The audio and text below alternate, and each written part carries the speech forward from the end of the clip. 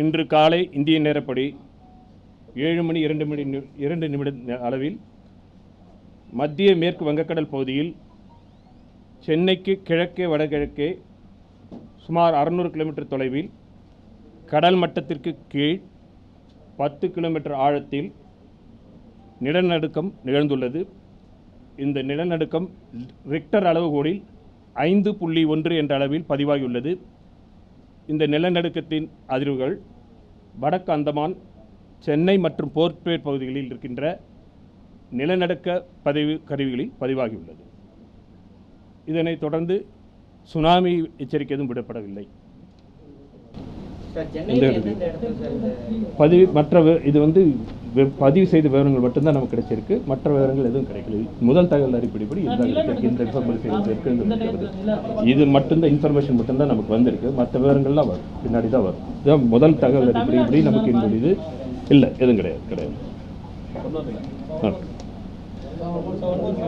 இன்று இது கடல் பகுதியில் நிகழ்ந்ததுனால பாதிப்பு எதுவும் இல்லை. நிலப்பகுதியில் இல்லை, கடல் பகுதியில் இருந்ததுனால பெரிய வாய்ப்பு இல்லை. 10 கிலோமீட்டர் தொலைவில் ஆழத்தில் நிகழ்ந்திருக்கு. அதுதான் இன்ஃபர்மேஷன். அதெல்லாம் எந்த தகவல், இதுதான் முதல் தகவல் அறிப்பை. மற்ற தகவல்லாம் வரும் அப்புறம் தான். இதில் இந்த இணையதளத்துக்கு ரெகுலராகவே இருக்குது. என்ன எல்லாமே நம்ம இந்த இணையதளத்தில் போனீங்கன்னா அப்பப்போ வேற எந்தெந்த தகவல், எந்த தூரத்தில், எந்த லேட்டிடியூட், எந்த லாங்கிடியூட், டைம் என்ன, யூடிசியில் எந்த டைட்டில் இருக்குது, என்ன மேக்னிடியூட், இது நமக்கு அந்த அங்கங்கே பதிவு வச்சுருப்பாங்களே கருவி, அதுலேருந்து வரக்கூடிய வேவ்ஸ் எல்லாம் வச்சு அதை டிசைன் பண்ணி சாஃப்ட்வேரில் போட்டு பொசிஷன் சென்னைக்கு ஓகே.